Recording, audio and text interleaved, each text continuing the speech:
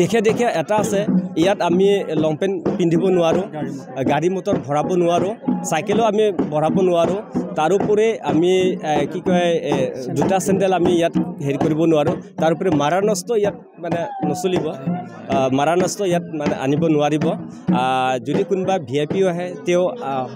মানে জেনেৰেল হেৰি নিচিনাই ভক্ত হিচাপে আহিব পাৰিব আৰু এই চগ্ৰা খামৰ দ্বাৰা ইয়াত নিজৰ মাংগলিক পৰ্ব ইয়াত মানে আশীৰ্বাদো ল'ব পাৰে ইয়াত আমি নজনাকৈ ইয়াত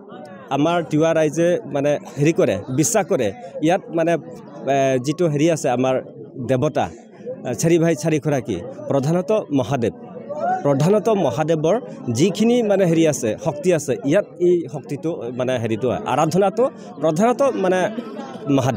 মহাদেৱক আৰাধ্য কৰাৰ এক মানে পৰম্পৰাগত তিৱাসকলৰ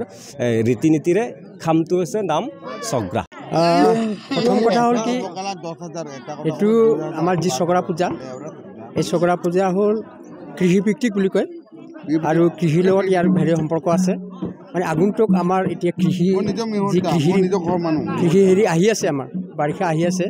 আৰু তাৰ কাৰণে এই পূজা পাতল আৰু অলৰেডি আমাৰ উপৰোক্ত বক্তাজনে কৈ গৈছে যে মানে গাঁওখনৰ যদি কিবা বিভিন্ন ধৰণৰ দুৰ্ঘটনা হয় বা বিভিন্ন মানে দায়জগৰ থাকে এইবোৰ মহিমূৰ কৰি মানে এইটো মানে আমাৰ চগৰাটো হ'ল শেষ পৰ্যায় চগৰা পতাৰ লগে লগেই আমাৰ গোটেই গাঁওখন মানে হেৰি হৈ যায় আৰু এই চগৰাটো হ'ল কি এটা ডিচিপ্লিনত পতা হয় ইয়াত ফুৰা খেল থাকে ফুৰা খেলটো আমাৰ প্ৰশাসনিক বিষয়াসকল আৰু আপোনালোকে নিশ্চয় লক্ষ্য কৰিছে আমাৰ ইয়াত আহোঁতে মানে ক'তো আপুনি দেখা নাই যে ক'ৰবাত সুৰাপান কৰিছে ক'ৰবাত কিবা কৰি আছে সেইটো আপুনি কেতিয়াও দেখা নাপাব খুব মানে ডিচিপ্লিন শৃংখলাবদ্ধভাৱে পালন কৰা হয় এই চগৰাটো আৰু মূলতে চগৰা হ'ল মানে কৃষিভিত্তিক আৰু আমাৰ যিসকল কৃষক খেতিয়ক বা আমি জেনেৰেলি জনজাতিসকল কৃষিৰ ওপৰতে ভৰসা থাকে গতিকে যাতে সকলো ৰাইজে মানে সুস্থ শৰীৰে কৃষি কৰিব পাৰে কৃষি কৰ্ম কৰিব পাৰে তাৰ বাবে এই মানে চগৰা পূজাটো আমি আগন্তুক আয়োজন কৰা হয় এই পূজাত মই ক'ব নেকি প্ৰথমতে আইনটো হ'ল আমাৰ ফুৰা খেল থাকে ফুৰা খেল মানে সেইটো হ'ল আপোনাৰ পুলিচ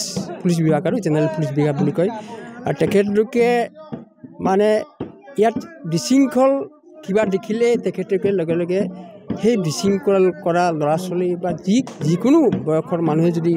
ক'ৰবাত কিবা বেয়া কাম বা বেয়া হেৰিত লিপ্ত হৈ আছে তেখেতলোকক লগে লগে তেখেতলোকে সতৰ্ক কৰি এৰেষ্ট কৰা হেৰি আছে এৰেষ্ট কৰি তেখেতলোকক এটা মানে আমাৰ যি পৰাচাৰী বুলি কয় তাত মানে তেখেতলোকক মানে হেৰি কৰা হয় বন্দী কৰা হয় পিছত আকৌ মানে তেখেতক গোটেইখিনি কথা বুজাই দিয়াৰ পিছত আকৌ তেখেতক মুকলি কৰি দিয়া হয়